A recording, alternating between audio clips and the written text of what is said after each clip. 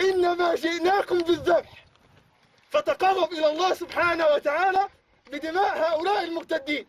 اعلم أخي الحبيب أن عندما تقتل واحد من أبناء هؤلاء الروافض أبناء المتعة يكون لك ولاجا من الله.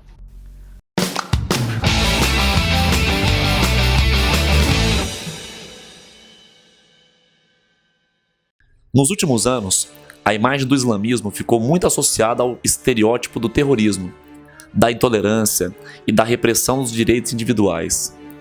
Essa visão deturpada é consequência da atividade de grupos violentos, como a Al-Qaeda e o Estado Islâmico, que dizem basear os seus atos brutais no Islã. Ao escolher o caminho do fundamentalismo para disseminar sua interpretação radical do Islã, essa minoria acaba silenciando outras tendências da religião, a maioria que repudia a violência. A facção terrorista Estado Islâmico utiliza uma complexa estrutura de comunicação nas mídias sociais para divulgar seus vídeos de decapitação e destruição de patrimônio na Síria e no Iraque, por exemplo.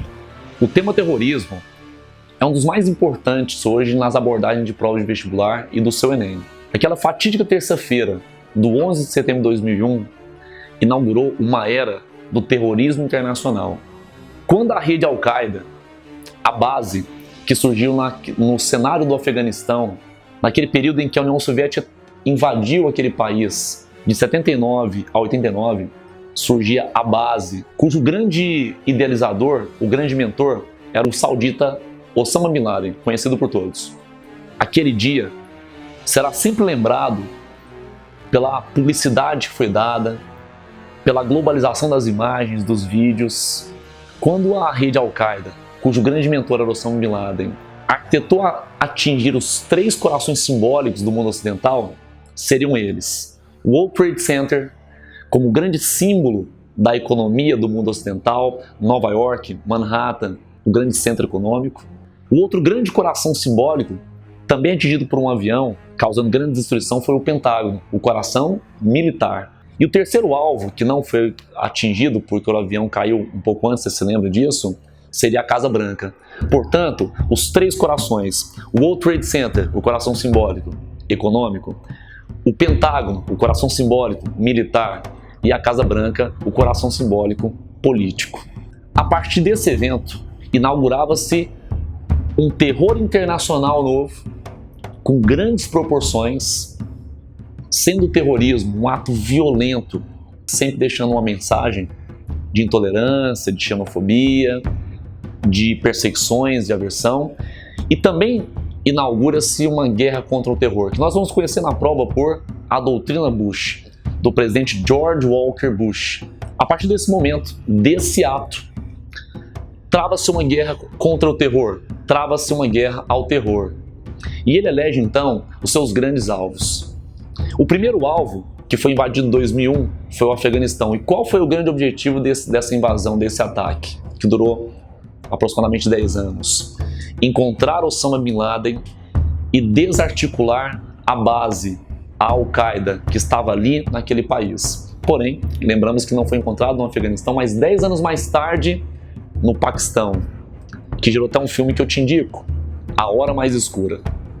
O outro alvo eleito foi o Iraque. E qual foi a alegação de invadir o Iraque? Encontrar armas químicas. Elas nunca foram encontradas. E também caçar a cabeça de um homem chamado Saddam Hussein, o presidente do Iraque. Os 2 outros grandes alvos desse eixo do mal seriam o Irã, país persa no Golfo Pérsico, também de maioria islâmica, e que desenvolveria um programa termonuclear, porque eles sempre alegaram que era para fins pacíficos, mas imaginava-se que seria para construir de repente uma arma nuclear contra os judeus do Oriente Médio. E um potencial alvo seria então a Coreia do Norte, esse sim, com armas nucleares em desenvolvimento e declarando que era para fins militares. Quando em uma prova você for surpreendido com o assunto terrorismo, vamos fazer uma breve análise disso.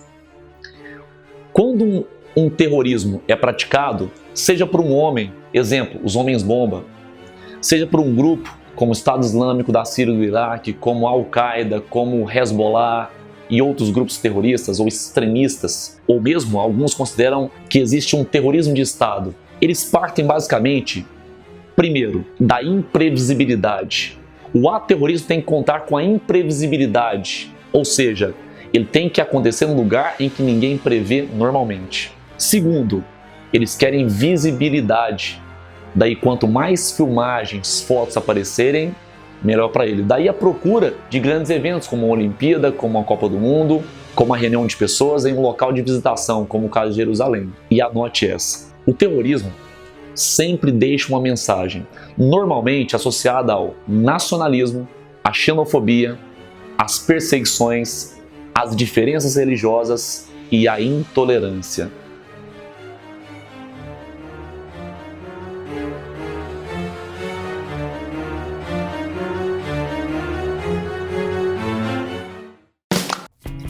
Pessoal, tudo bem? A partir dos ensinamentos que você obteve agora do professor Bruninho, vamos analisar esta charge. Bom, pelo que você pode perceber, de mensagem explícita, existem elementos bem claros. São meninos, jovens aí, perceptivelmente jovens, que estão tendo seus cérebros trocados por bombas, por um cara barbudo com um turbante. E esse cérebro está sendo jogado por cachorro. Essa é a mensagem explícita. Perceba que se você não tiver conhecimento de mundo e não estiver acompanhando esse desenrolar do terrorismo no mundo, você não consegue tirar uma conclusão sobre a mensagem implícita presente nessa charge. Galera, o que será que essa charge quis dizer? Bom, se você não tiver perdido a aula do professor Bruno, você vai saber que este senhor barbudo remete à imagem de um terrorista islâmico pela indumentária, a forma de se vestir, a barba comprida, o turbante, a metralhadora nas costas. Então note que isso é um claro estereótipo de um terrorista islâmico. Percebam então que os meninos estão tendo seus cérebros trocados porque eles estão sendo doutrinados para o terrorismo. Mas se você não souber o que está acontecendo no mundo, você não vai conseguir entender o recado implícito dessa charge. Professor Alexandre, então todo árabe é islâmico. E todo islâmico uma hora vai explodir, é isso? Pessoal, uma coisa é árabe, outra coisa é islâmico. E são coisas que as pessoas confundem, são bem diferentes. As pessoas confundem porque tem uma relação lá na origem do islamismo, mas a gente tem que aprender a diferenciar. Islamismo é uma religião, uma das maiores religiões do mundo, é um dos 3 grandes monoteísmos do mundo, né? E que surge lá no século 7 com o profeta Muhammad, ou Maomé, né? Como a gente chama ele aqui. E é uma religião com suas doutrinas, que se inspiram tanto no cristianismo quanto no judaísmo. Enfim, é uma religião e que tem seguidores no mundo inteiro, de todas as raças, de todas as etnias, de todos os povos. Outra coisa é o árabe. O árabe é uma etnia. Para a gente definir o que é o árabe, uma forma prática é a gente saber quem fala árabe. Os povos que falam árabe, nós podemos definir como árabes, tá? Bom, nem todo árabe é islâmico e nem todo islâmico é árabe. Alguns exemplos. A Indonésia, que é o maior país islâmico do mundo, eles são indonésios, eles não são árabes, né? Eles são uma etnia oriental. Outro povo que é confundido com os árabes, porque eles são em grande maioria islâmicos, são os iranianos. Eles falam persa, apesar de a maioria dos iranianos serem islâmicos, xiitas inclusive. Outro povo que é confundido com os árabes por serem de maioria islâmica são os turcos, ali naquela região. Na Turquia, nós temos os turcos que falam turco, é outra etnia. Pois bem, mesmo entre os árabes, nós temos aqueles que não são islâmicos. Nós temos árabes budistas, árabes cristãos, árabes judeus. Uma coisa que as pessoas às vezes não se lembram. Os cristãos maronitas do Líbano, por exemplo, os católicos maronitas, eles são importantíssimos para nós no Brasil. Boa parte dos árabes no Brasil são descendentes dos cristãos maronitas libaneses que emigraram do Líbano e vieram para o Brasil. Por exemplo, o presidente da República do Brasil. atual, Michel Temer, cujos pais eram árabes libaneses, cristãos maronitas, que emigraram para o Brasil em 1925. E uma coisa que passa batido, porque ele é o primeiro presidente árabe das Américas, na história das Américas, e quase ninguém comenta isso. Então, é bom deixar bem claro, árabe é uma coisa, islâmico é outra, às vezes coincide, às vezes não, tá? E para encerrar, o que o Bruninho disse é realmente muito importante. Islâmico ou muçulmano é uma coisa, islâmico radical, propenso a terrorismo é outra, tá?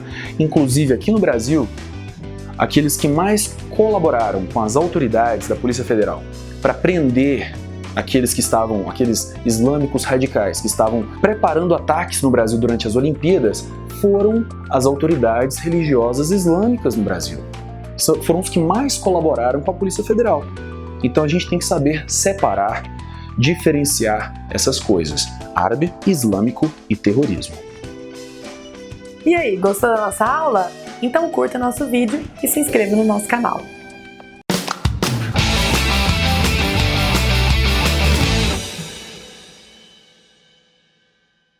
Garotado inocente que colocou a gente só para poder passar no canal Humanamente. Tan, tan, tan, tan, tan. Tá bom? Ótimo.